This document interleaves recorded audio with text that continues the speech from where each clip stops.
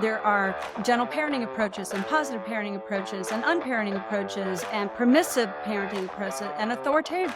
You name it, it's out there right now. They don't know what to believe, what is true anymore. And so the rules of parenting have absolutely changed. We are responsible for our kids. We are going to stand before the Lord one day and give an account of what our actions are.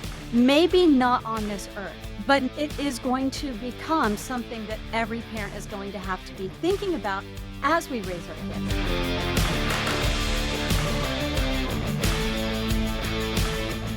Welcome back to the Be Unbound Podcast. My name is Jonathan Brush. I get the honor of being your co-host along with, go for it, David. I am your co-host, David Rethemeyer. Thank you for joining us for this episode of the Be Unbound Podcast. Jonathan, tell us a little bit about our guest today. Well, we have, kind of a famous guest. Connie is rightfully famous in several different circles. She is a sought-after speaker on a variety of topics. For this context, mostly we'll talk about parenting. Connie's actually a consummate professional who speaks on all kinds of business topics across a wide range and spectrum and is excellent at all of them. But she is an excellent teacher and mentor when it comes to parenting. She wrote a book called Parenting Beyond the Rules that we talk about a little bit in our conversation, and you should definitely look up. She is a frequent guest on the Fox affiliate in her hometown. She lives not too far outside of Florida. And she is a wealth of all kinds of information related to parenting, as well as a lot of other things. And it was a real pleasure to have her on. And she has a lot of things that I think find both helpful, useful, and reassuring if you're a parent or ever will be a parent. So without any other intro, we'll get into our conversation with Connie.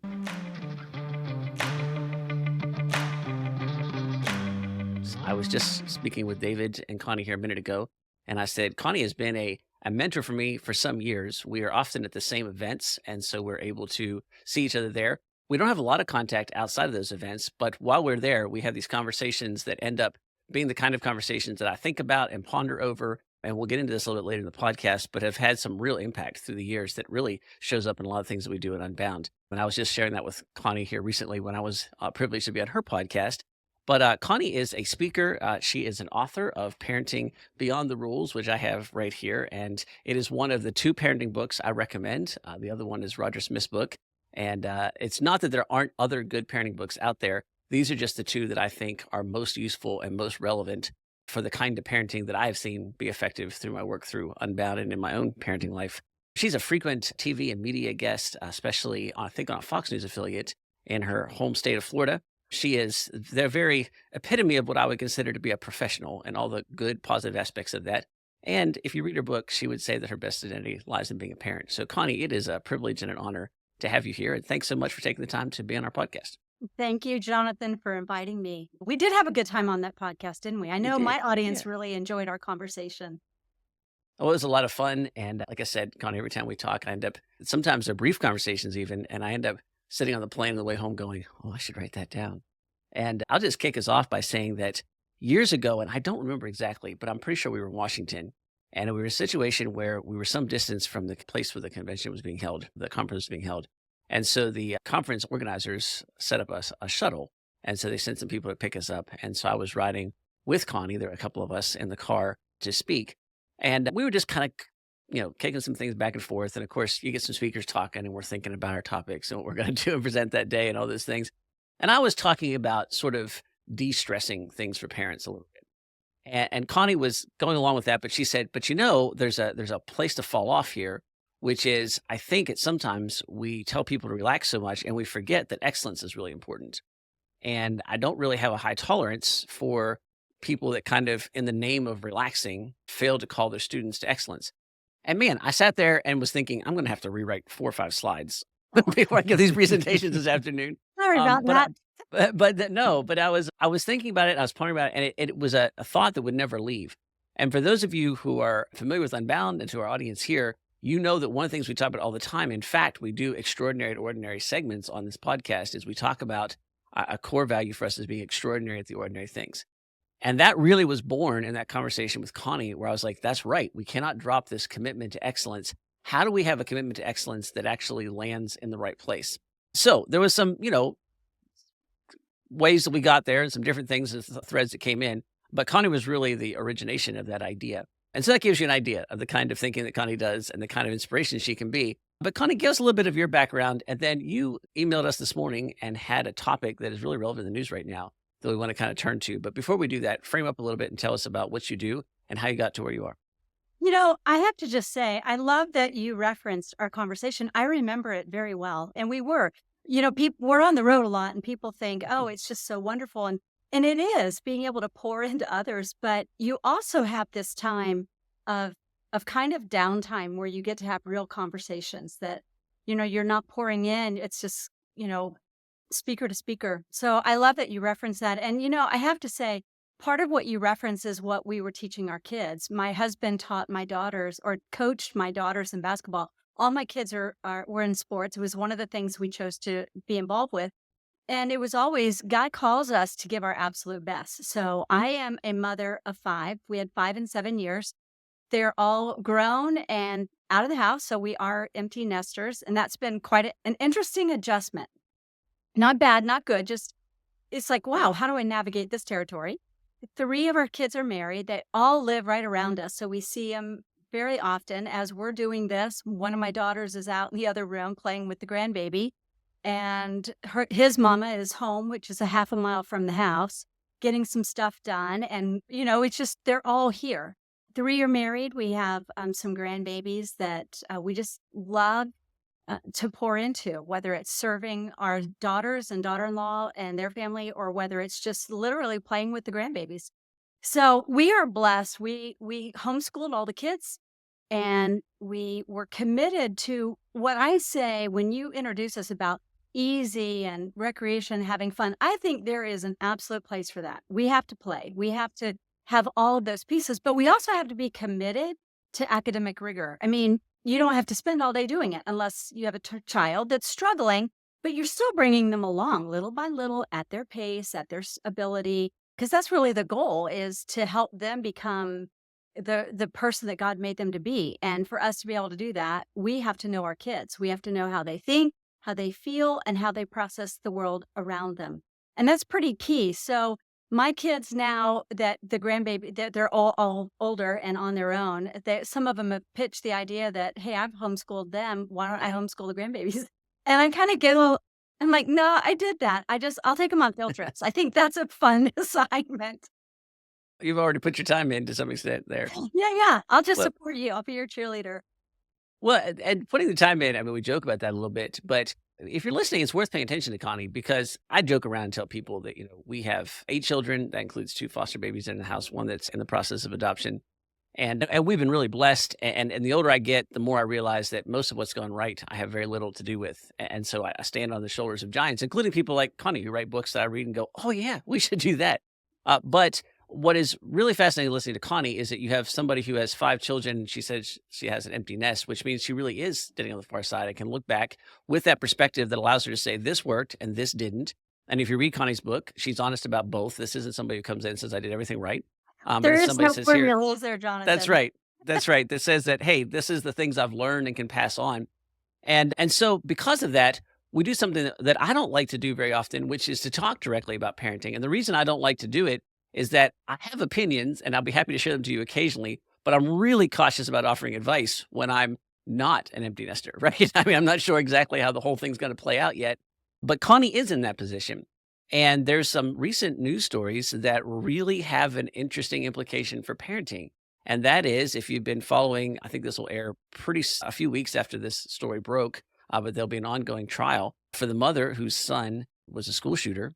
She was just prosecuted for involuntary manslaughter, and her husband is also on trial. And I was talking to some folks earlier today, and what, is also in the details is that they have both been incarcerated for 2 years because their bond was posted at $500,000 each. They weren't able to meet that. And so they have been imprisoned for their son's actions. And so it's an interesting situation. We have a situation here where somebody was prosecuted and imprisoned for bad parenting. That ups the ante a little bit. So, yeah, right. So Connie, you were talking about that a little bit this morning and just before we start recording. So just kind of give us some perspective on that right now. In the book, Parenting Beyond the Rules, you're right. I do address my fails. I don't tell my kids stories, and I want to caution all of the listeners here at Be Unbound, because as a parent, we don't tell our kids stories. It's up to them to tell their story. They're writing their story, and they're they're in the confines of a safe space within your home. And so they may stumble, they'll face plant, not all, but some. They may twist and turn and make some poor decisions. But as it relates to our parenting, there's so much out there, Jonathan, and I get this all the time. As a matter of fact, it was in my own family we were talking about this. There are gentle parenting approaches and positive parenting approaches and unparenting approaches and permissive parenting approaches and authoritative. You name it, it's out there right now. But what has happened in the recent years is we've got a generation of kids that have had their world turned upside down. They haven't understood it. They didn't have the maturity to understand what was happening. And to be honest, we didn't either. We were all trying to figure out what was happening. Right. And this now, we're going on at the time of this recording, we're in 2024. This has been several years. We are facing, in the United States and globally, we are facing a crisis with our youth. Insecurity, anxiety, depression, suicide ideation. They don't know what to believe, what is true anymore.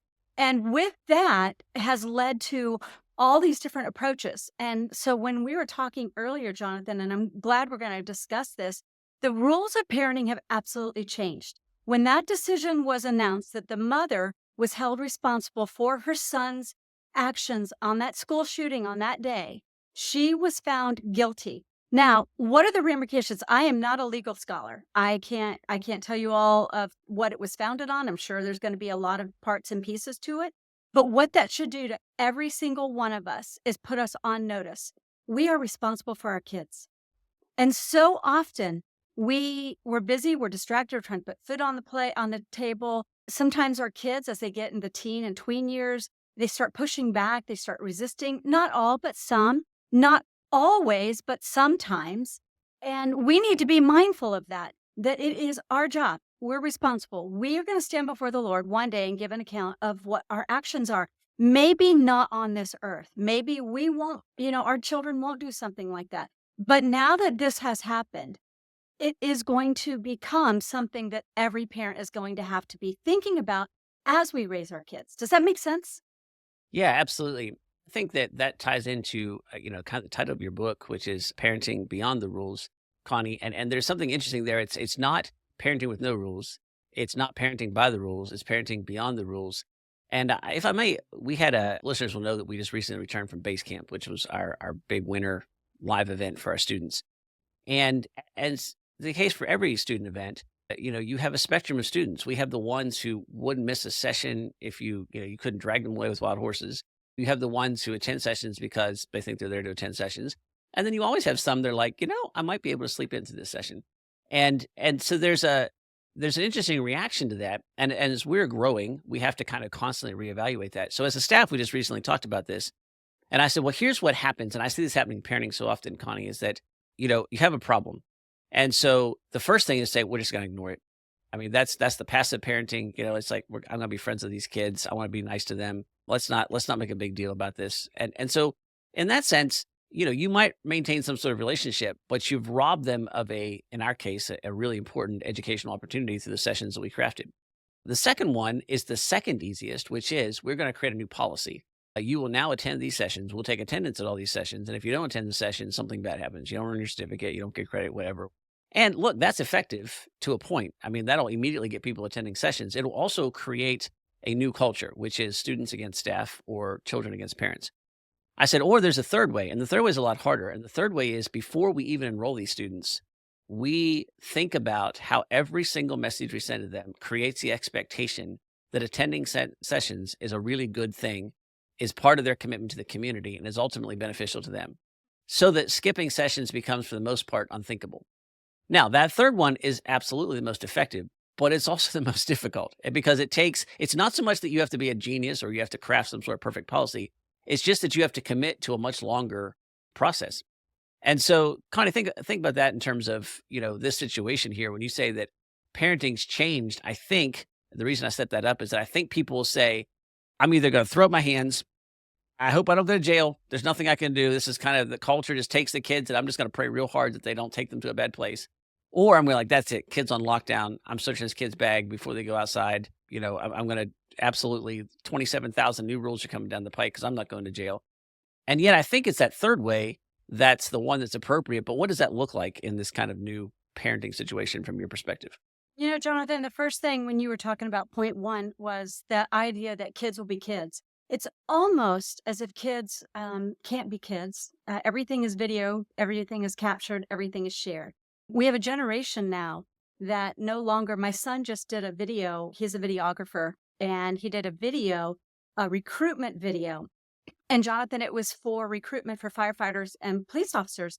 And the reason he did that is because people, this generation, especially the younger, older teens and stuff, they don't want to grow up being firefighters and police officers. They want to be YouTube sensations. They want to be TikTok. They just want this lavish lifestyle that they see some influencers on TikTok. We cannot allow kids to be unfettered in that. We want them to roam. We want them to learn. Kids are designed by God to be adventurous, creative, innovators, risk takers. That's what God made us. He's creative. Our kids are creative. So kind of look like this, if I can get this in there. Imagine your hands uplifted high, wide apart. That's how our children start out. And then as life happens, we keep saying, no, you can't do that. No, you can't do that. Society says, no, you can't do that. No, you can't do that. God's word says you can't lie, you can't steal, you can't hurt somebody, can't kill somebody. And kids start learning what the parameters are. But what can happen if we're not careful is, one, our children that are expansionists by nature become total naysayers, and all they ever see is what they can't do. And that kind of goes to your second point, where when they're doing what is normal and natural, being creative, being risk takers, being out of the box thinkers, some kids are like that, especially my creatives. My son, doing this video for recruitment, we try to create new policies, new rules. So the problem is, it's not the rules.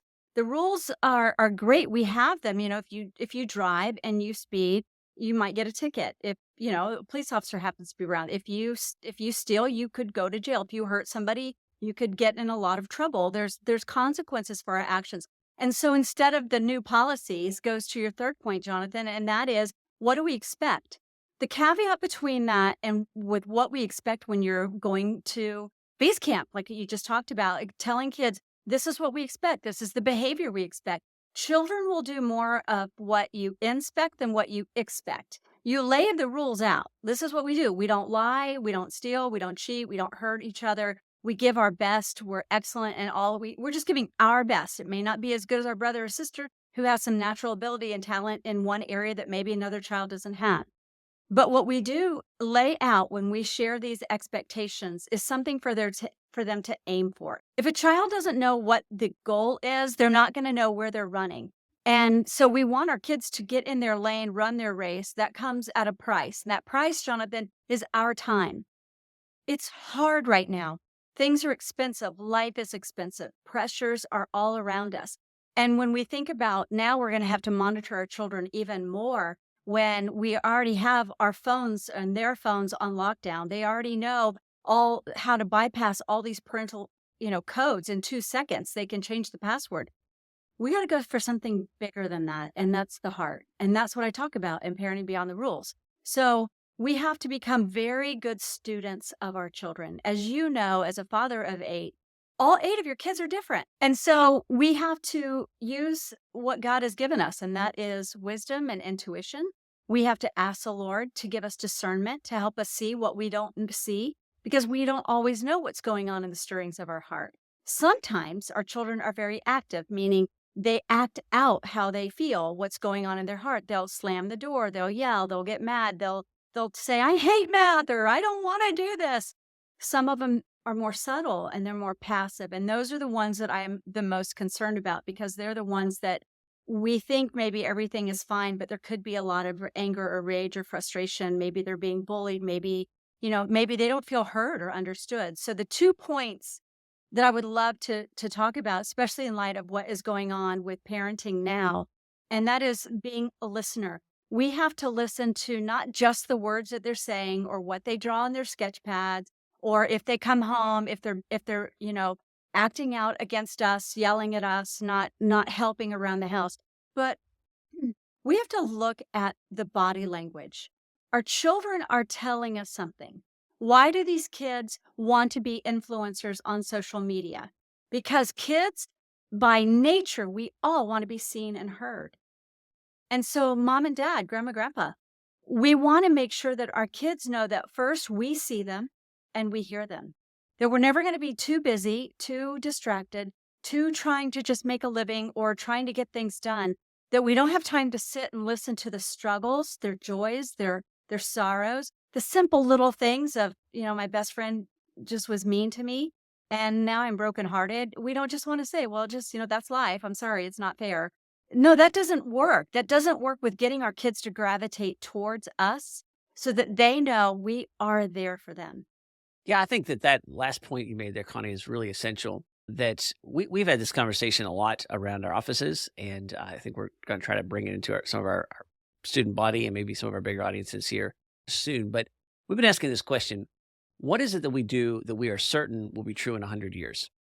There are things that we're teaching now, like how do we handle ChatGPT and how do we handle that, are important, and we have to educate for those things right now. But I'm more and more convinced that if we don't have a clean line of sight and an anchor to that, what we do with ChatGPT and how it's connected to something that's true in 100 years, that we're going to be guilty of gross educational malpractice. And I think what you said there is an excellent example of this. So we have social media.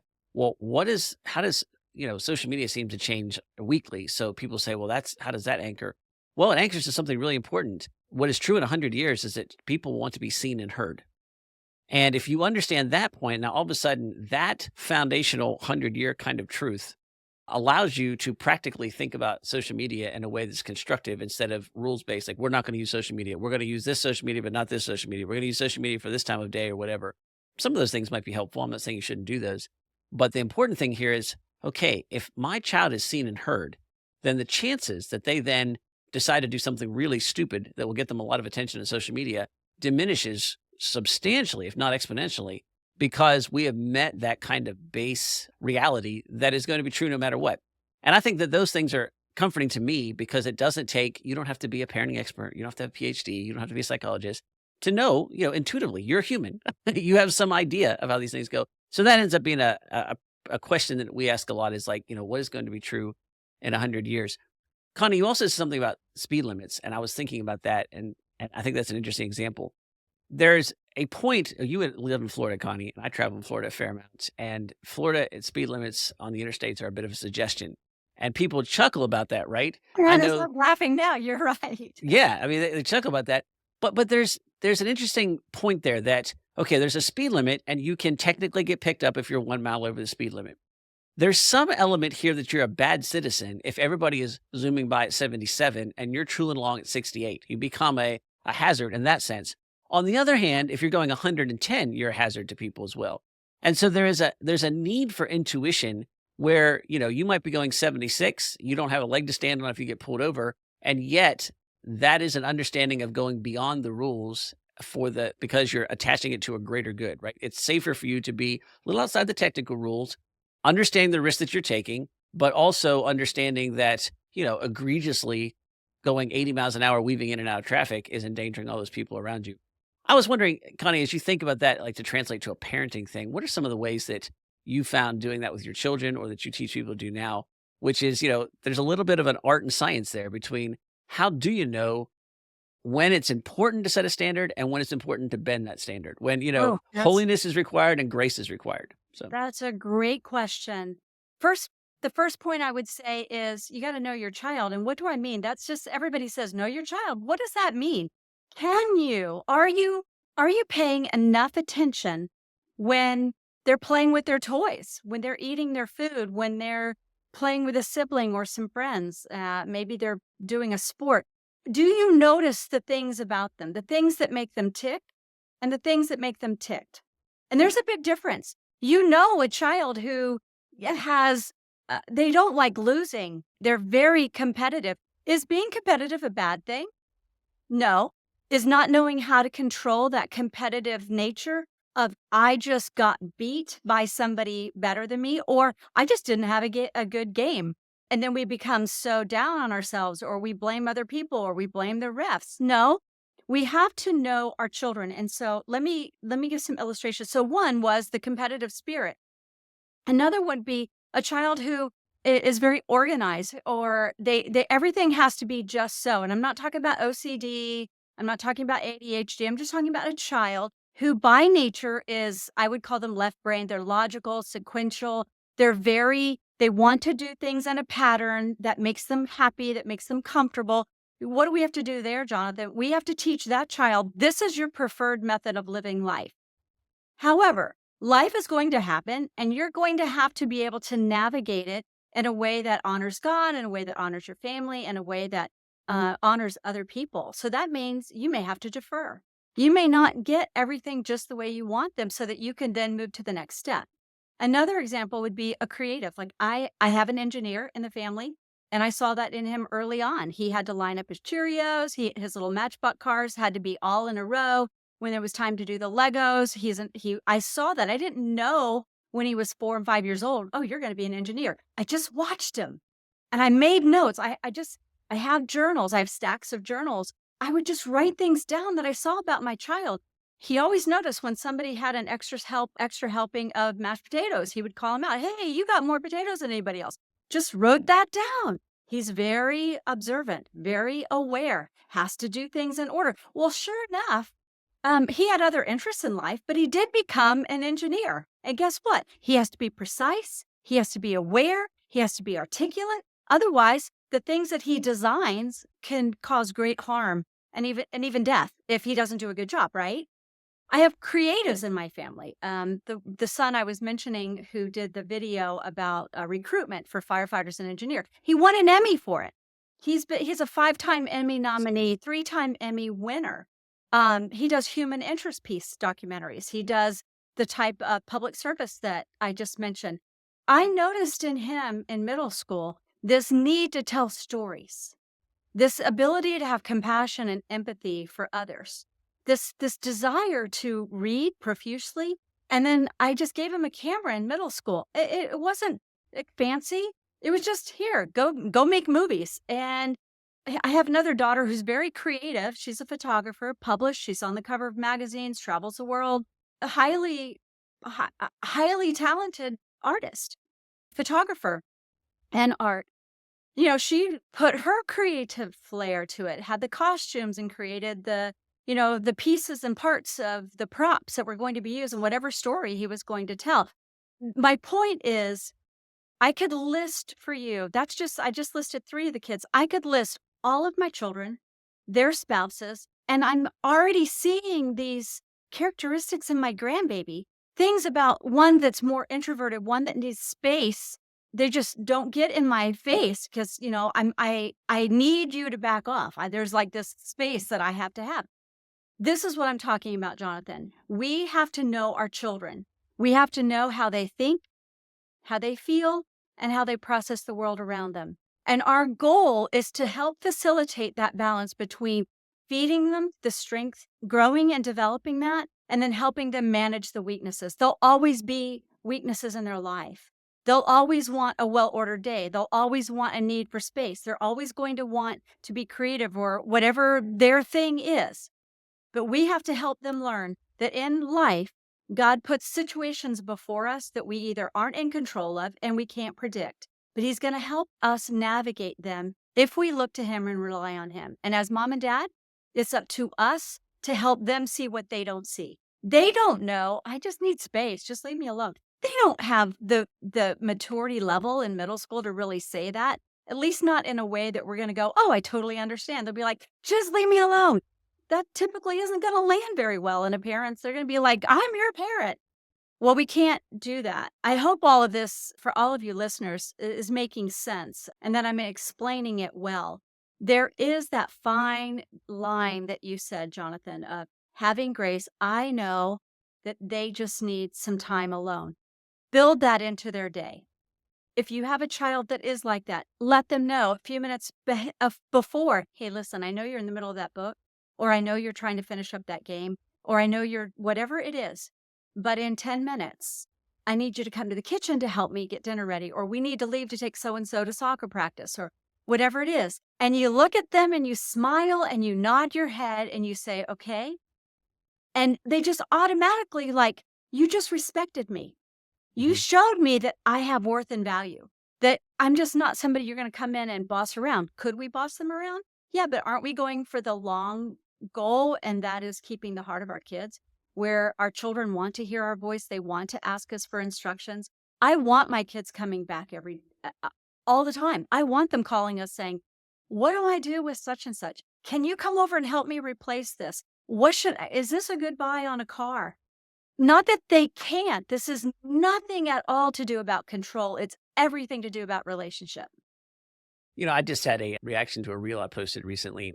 Somebody asked, I was saying, Connie, in there that I don't believe in the concept of teenagers. And I mean that more towards the cultural understanding of that. And I say, I think that we have children, and then we have young adults, and then we have adults. And it's a matter of degree of independence. So children are wholly dependent on us. Young adults are partially dependent on us, and adults are fully independent. And somebody responded and said, what about interdependence? And to be perfectly honest, I had to look up interdependence to make sure that I understood what he was saying, what it was saying there. But the interdependence is that you choose a mutual beneficial relationship. And they said, where does that fit in? And I said, well, ideally, interdependence starts the same time as independence and lasts through life. That, if you're looking for a final definition of what it means to have a successful parenting venture, it would be that your child is fully independent and chooses interdependence with the family going forward. And by the family, you as parents, but also as siblings. When that happens, the compound effects are really unbelievable in terms of, the benefits that you have. You just mentioned that you have a grandbaby there being watched by an aunt. And so, that kind of benefit is a significant one if you have that kind of interdependence, but it only works well if it's chosen. It's not something you can't order interdependence. You have to have somebody achieve independence and then choose that. I received, Connie, some advice yesterday, I think, couched as business advice that the more I've thought about it has turned out to be like really great life advice and probably really great parenting advice. And I think it is a slightly different way of stating what is kind of at the heart of your book. I'm blessed with an absolutely phenomenal board for Unbound. And they are people who make Unbound possible, but they also are just absolutely world-class mentors. And I was exchanging some texts with one of them, and he responded and he says, I'm convinced, and this is somebody who works in some really big, and the C-suite is some really big Fortune 500 companies. And he said, I'm convinced that the heart of being a CEO is having a strategic vision and then being able to drop it and act reactively. And he said, both are essential. If you don't have a strategic vision, you won't have any framework to react. If you absolutely commit to the strategic vision and won't react, you'll burn in flames. And that wasn't his words, but those are mine. And I paused and I thought about that, and I thought, man, how much of my strategic vision has actually worked? And it is vanishingly small. And yet my reaction has often been tempered by that. And so I think, Connie, to some extent in your book and what you're saying right here is that, you need some rules, you need a vision, you need a framework, you need a foundation that you're basing your parenting on. But the difference between mediocre parenting and exceptional parenting is being wise enough to react inside of that framework, where occasionally you got to kind of toss it out temporarily, or you got to make the exception, or you got to deliver the grace, or you've got to double down. But you don't get to plan that. That's very reactive. Kids have an infinite amount of ways to come up with new scenarios for parenting reactions. But if you don't have some sort of strategy, you'll have no idea how to react in that. And I think, when you said a minute ago, I hope that's making sense, that's a lot of what I was hearing you say, is that you have to know your kids well enough to know when it's appropriate to sort of act not against the rules, but I think outside the rules, or more appropriately beyond the rules. So I totally agree with what you said, especially about the interdependence and parenting beyond the rules. When Tom and I started having children, we did not have a great foundation that we were starting from. So we basically said, what is it? We want to raise a different family than what we both came from. Mine was a broken family. I had no idea what the role of a father would be. And I also did not really know anything. I was raised to be a career woman, period. And marriage and kids were not supposed to be on my game plan. It was, you're going to be president or something. And so you talk about the strategic plan. Yeah, well, here I am, a wife to Tom for 39 years, a mom to these 5 and plus 3 and grandbabies, and homeschooled. That's like the, opposite of, CEO. But actually, Tom and I had 3 specific goals, and I wrote about them in the book. And that is that, and you touched on this. So the first one was that our children would love the Lord, and that they would know the difference between a relationship with God versus a religion. There's a lot of people that know about God and they're saying, yeah, no, thanks. And there's a lot of stuff that's happened in the church and so on and so forth. But we wanted our kids to know there's a difference. And so we had to model that. And you model it. You can't drag your kids to that understanding, right? The second thing was we wanted our children, and this is to your interdependence, we wanted our children to want to do life with us. Mhm. I mean, not because mom got on the phone and said, you are going to be here for Christmas, right? Who wants that? I want my kids picking up the phone saying, hey, what time are we having dinner? What time do you want everybody over? Can I come early? Yeah, come, stay the night, which a lot of times they'll do because they don't want to miss out. And it's not fear of missing out. It's that they enjoy the relationships, the laughter, the camaraderie, the safety of being with their people. And the third is that our children would be there for each other. I mean, when one's in the hospital, somebody's there. Or when one of us is struggling with something, they're there. Without me saying, have you called your brother lately? Have you talked to your sister? No, I hear about it weeks later. Oh, so-and-so went to such and such's house and they had dinner. Or did you know so-and-so is buying their car? What? They don't have to run it by me because I'm not controlling any of it. We set in motion a vision. And when you look at Parenting Beyond the Rules, the cover is 5 paintbrushes of various sizes and various colors. And somewhere in the middle there's just like a paint swap, like a canvas. You would paint a bold color and all these things. The thing about a masterpiece is it's created over time. It's just not one stroke. It's a variety of colors and hues and textures and just kind of stepping back and looking at it. And the Lord is the architect. He knows the plans he has for our children. So as a mom and dad needs to be faithful to parent the children that they were given, then we step back and we ask the Lord, how do I raise this one? Some children have the boldness of bold colors, and some are neon, and some are black and white, and some are the pretty pastels and warm earth tones. Some we have to say things to 16 times before they finally say, okay, I understand. And some of them, if we just say it with just the wrong voice inflection, they break down in tears. Mhm. So those are the 3 points that were very important to Tom and I, and it was always told to the children. We spoke about these constantly. This is our family, and this is how we're doing life. We can't make our children. We invite them into this relationship. And so 2 things, Jonathan. God made us. We are made for and defined by our relationships. So we want to model the kind of relationships that we want to have with our children, the kind of relationships we want them to have with their future spouse if they get married. 2 of mine are not married. And we want them to be cautious of the friends that they do make. How do they know to be cautious of others? Well, we talk about it. We talk about what's going on in the news.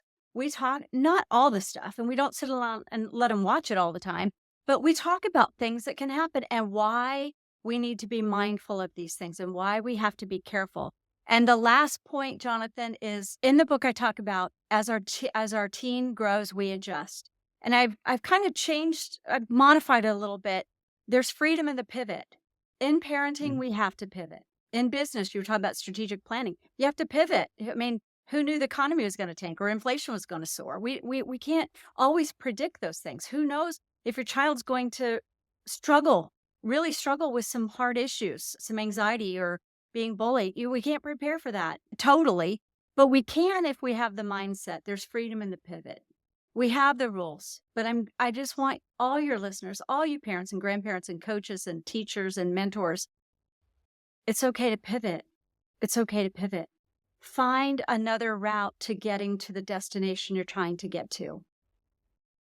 And in so many ways, that's the heart, what it means to not just parent, but to parent in a Christian context, right? There are rules, there are expectations, there are standards, and that is all in the context of grace.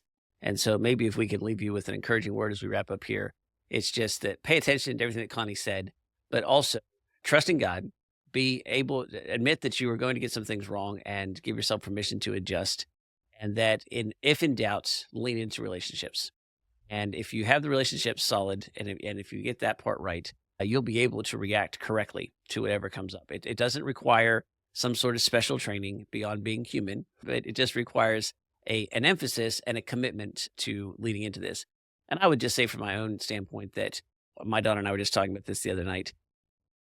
Whatever expectations I had for my life, whatever dreams I had, they were so far exceeded by what actually happened when it came to parenting and being and marriage as to almost be laughable. And some of the dreams I did achieve, and some of them are completely gone, and I don't miss them even for half a second. But what I ended up with is so far beyond anything I thought possible as to be almost unimaginable. And that's the reality I get to live in every day. And I didn't get there because I was smarter than anybody else. I didn't get there because I was a sort of magically better parent. I got there first because I had a lot of blessings I stood on, but also because at some point we just made one decision. We're going to emphasize this being an important thing and the relationship aspect of it. And, then things like Connie's book came along and other guides and helps, and that kind of added to it. And we were able to pick up some of the technicalities, but it started and pivoted on that decision. So for those of you listening, I hope that you got a taste of why Connie's worth listening to and paying attention to. And if you want to follow up with it, you should go to Connie Albers, Albers, it'll be in our show notes.com to learn about all things Connie. You should definitely buy her book, which I bought at a convention, but I believe you can buy in all kinds of places. I don't know if you can buy it from your website, Connie. I know you can buy it from Amazon, but is it better to buy from the website? I don't have it on the website, but you can get it in bookstores, at Amazon, all the places. Okay, so all those places. And again, one of the two parenting books that I just think are must reads. And so take the time to buy that and to read that. And Connie, thank you so much for your time and for your generosity and sharing your wisdom and your perspective and your experience with us today. We're grateful. Thank you for having me.